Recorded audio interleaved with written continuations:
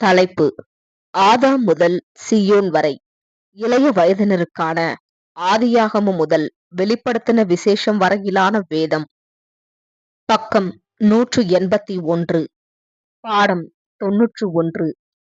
தலைப்பு: புதிய வானங்களும் புதிய பூமி. ஆதார வசனம்: வெளிப்படுத்தல் 21 அதிகாரம் 1 பின்பு நான் புதிய வானத்தையும் புதிய பூமியையும் கண்டேன். முந்தின வானமும் முந்தின பூமியும் ஒழிந்து போயின, சமுத்திரமும் இல்லாமல் போயிற்று. வேதத்தில் உள்ள அநேக வசனங்கள் அடையாள மொழியை பயன்படுத்தியுள்ளது. இங்கு வானம் அநேக மதங்களை அல்லது ஆவிக்குரிய வல்லமைகளையும், பூமி இந்த உலகத்தில் காணக்கூடிய அமைப்புகளையும், மலைகள் பூமிக்குரிய அரசாங்கத்தையும், கொந்தளிக்கும் கடல் துன்மார்க்கமான உலக மக்களையும் அடையாளப்படுத்துகிறது. யோவான் இந்த புதிய பூமியின் காட்சியை காணும் போது, இதே பூமியில் புதிய அமைப்புகளையும், தேவனுடைய நீதியுள்ள சட்டங்களையும் கட்டளைகளையும் உள்ள ஒரு மேன்மையான புதிய வாழ்க்கை முறையையும் கண்டார். யோவான் புதிய வானங்களை காட்சியாக காணும் போது தேவனுடைய சிங்காசனத்தை அவர் காணவில்லை. ஆக இங்கு சொல்லப்படும் வானம் பூமியில் தங்களை தாங்களே சரி என்று சொல்லும் எல்லா மத அமைப்புகளையும் அடையாளப்படுத்துகிறது. இவர்களுடைய செயல்களின் மூலம் படிப்படியாக கிறிஸ்துவின் நீதியுள்ள சத்தியமான ராஜ்யம் ஸ்தாபிக்க வழிவகுக்கும்.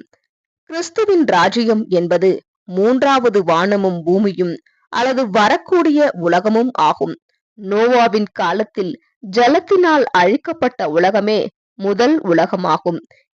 இது முதல் உலகம் என்று அழைக்கப்படுகிறது. 2 பேதுரு 3 அதிகாரம் 6 இந்த உலகம் தூதர்களுக்கு கீழ்ப்பட்டிருந்தது.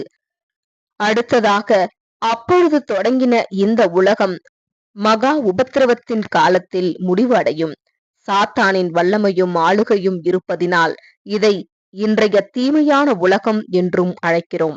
உண்மையில் சாத்தான் உலகத்தின் அதிபதி என்று அழைக்கப்படுகிறான்.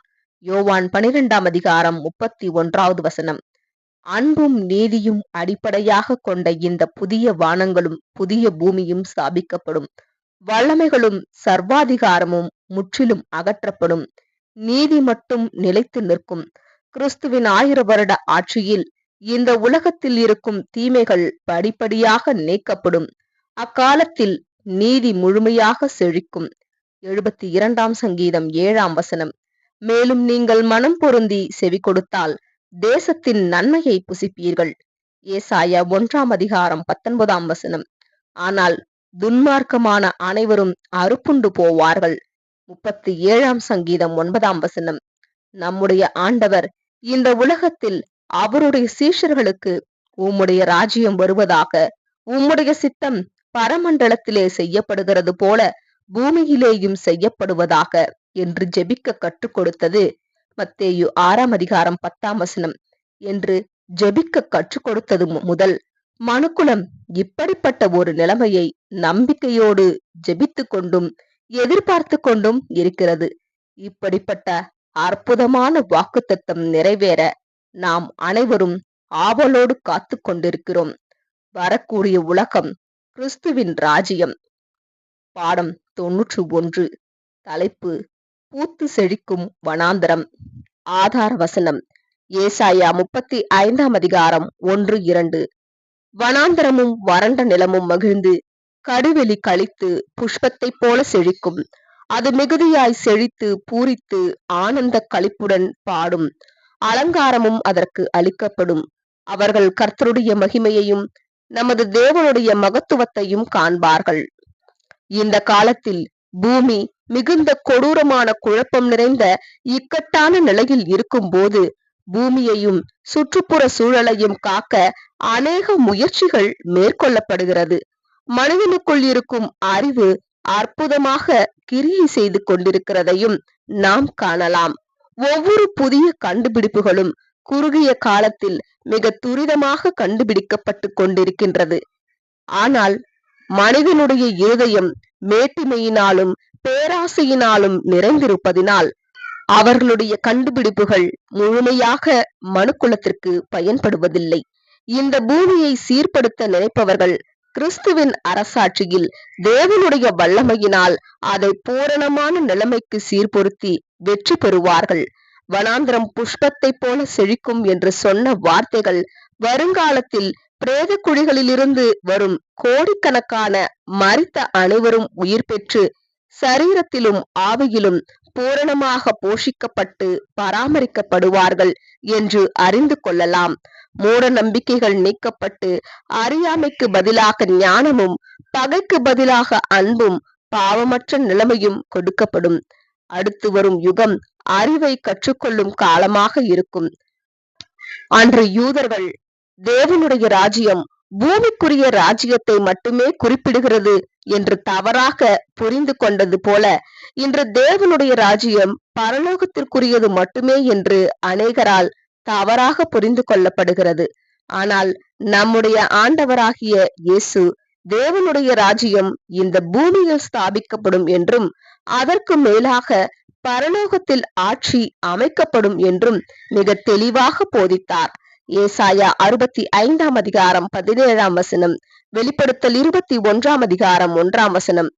அனைவரும் ஒருமித்து சமாதானத்தோடு பூரணமான உலகத்தில் இருப்பார்கள் என்று கற்பனை செய்து பார்ப்பதற்கு கூட கடினமாக இருக்கிறது. ஆனாலும் இவை அனைத்தும் நிறைவேறும் காலம் சீக்கிரத்தில் வருகிறது.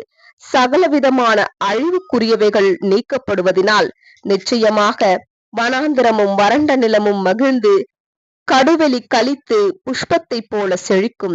அது மிகுதியாக செழித்து பூரித்து ஆனந்த களிப்புடன் பாடும். லீபனோனின் மகிமையும் கர்மேல், சாரோன் என்பவைகளின் அலங்காரமும் அதற்கு அளிக்கப்படும். அவர்கள் கர்த்தருடைய மகிமையையும் நமது தேவனுடைய மகத்துவத்தையும் காண்பார்கள். ஏசாயா 35 அதிகாரம் 1-2 வசனங்கள். பாவம் செய்வதற்கு முன்பு இருந்த ஏதேன் தோட்டத்தை போல சீர்பொருந்தப்பட்ட உலகம் இருக்கும். அப்போது இந்த உலகம் பரதீஸ் என்று அழைக்கப்படும். இவ்வளவு அழகான உலகத்தில் தேவன் தந்த நித்திய ஆசீர்வாதங்களை எண்ணி தேவனை அனைவரும் புகழுவார்கள். நன்மையையும் தீமையையும் அனுபவிக்க வாய்ப்பு கிடைத்த இந்த மனுக்குலத்திற்கு தேவனுடைய ராஜ்யத்தில் நன்மையை தெரிந்து கொள்ள மிக எளிதாக இருக்கும். இப்படிப்பட்டவர்களுக்கு அந்த பூரணமான உலகத்தில் நித்தியமாக ஜீவன் கொடுக்கப்படும். ஆனால் தீமையானவைகளை மனப்பூர்வமாக தொடர்ந்து செய்பவர்கள் இரண்டாம் மரணத்தில் அழிக்கப்படுவார்கள். இந்த பூமி மேசியாவின் ஆட்சியில் சீர்திருந்துதலின் காலமான 1000 வருடங்களில் தேவன் முன்பு படைத்த நிலைமைக்கு திரும்பும். மொத்தத்தில் இந்த பூமியும் அதில் உள்ள மனுக்குலமும் முழுமையாக சிருஷ்டிக்கப்படும். சீர்பொருந்தப்பட்ட இந்த பூமி பாவம் செய்வதற்கு முன்பு இருந்த ஏதேன் தோட்டத்தை போல இருக்கும். பாடம் 92. தலைப்பு: அல்லேலுயா, ஆர்ப்பரிப்பு மற்றும் வரப்போகும் யுகாயுகம். ஆதார வசனம்: வெளிப்படுத்தல் 15 அதிகாரம் 3 வசனம். அவர்கள் தேவனுடைய ஊழியக்காரனாகிய மோசேயின் பாட்டையும் ஆட்டுக்குட்டியானவரின் பாட்டையும் பாடி, சர்வ வல்லமையுள்ள தேவனாகிய கர்த்தாவே, தேவரீருடைய கிரியைகள் மகத்துவமும் ஆச்சரியமுமானவைகள். பரிசுத்தவான்களின் ராஜாவே, தேவரீருடைய வழிகள் நீதியும் சத்தியமுமானவைகள். 1000 வருட அரசாட்சியின் முடிவில் நம்முடைய மத்தியஸ்தர் ராஜ்யத்தை பரலோகத்தின் பிதாவிடம் ஒப்பு கொடுப்பார். 1 கொரிந்தியர் 15 அதிகாரம் 24 வசனம். நம்முடைய சர்வ வல்லமையுள்ள தேவன் உண்மையில் துதிக்கப்படத்தக்கவரும் அன்புக்கும் கீழ்ப்படிதலுக்கும் பாத்திரவானாக இருப்பவர். 86 சங்கீதம் 9 வசனம். ஆனால் சிலர் அவருடைய இருதயத்தில் தேவன் மேல் பிரியமும் பக்தியும் இல்லாததினால் கட்டாயத்தின் பேரில் அவரை தொழுது கொள்ளுவார்கள். மனுக்குலத்திற்கு தேவன் அவருடைய சித்தத்தின்படி நடப்பதற்கு கற்றுக் கொடுக்காமல் தேவன் அவர்களுக்கு நித்திய ஜீவனை கொடுக்க மாட்டார். ஆகவே சாத்தான் அவன் கட்டுகளிலிருந்து தளர்த்தப்பட்டு மீண்டுமாக மக்களை மோசம் போக்கும்படி முயற்சி செய்வான். வெளிப்படுத்தல் 20 அதிகாரம் 3 வசனம். அந்த சூழ்நிலையில் முழு மனுக்குலமும் நீதியின் அனுபவங்களையும் தீமையின் அனுபவங்களையும் பெற்றிருப்பார்கள். அவர்கள் நன்மையையும் தீமையையும் சுயமாக தேர்ந்தெடுப்பதற்கு சுயாதீனம் பெறுவார்கள். மனப்பூர்வமாக சாத்தானை பின்பற்றக்கூடியவர்களுக்கு இரண்டாம் மரணத்தையும், தேவனுடைய சட்ட திட்டங்களை விரும்பி கடைபிடிப்பவர்களுக்கு இந்த பூரணமான பூமியின் நித்திய ஜீவனை தருவார். நாம் பாவத்தில் மரித்திருந்த போதே தேவன் நம்மேல் பாராட்டின அன்பு மிகவும் பெரியது. எபேசியர் 2:1. இப்படி பாவத்தில் மரித்த அனைவரும் வாழக்கூடிய உரிமையை இழந்தவர்கள். அவர்கள் அனைவரும் மரணத்திற்குள்ளாக தீர்ப்பை பெற்றவர்கள். ரோமர் 3:10. சாத்தான் தன்னை தேவனை விட உயர்த்துவதற்கும் மனுக்குலம் அவனை வணங்குவதற்கும் அவன் மேற்கொண்ட முயற்சிகளில் அவன் இந்நாள் வரைக்கும் சோர்ந்து போகாமல் கிரியை செய்து கொண்டிருக்கிறான். அவன் முழுமையாக கட்டப்பட்ட பின்பும் அவனுடைய முடிவுகளில் எந்தவிதமான மாற்றங்களும் இருக்காது.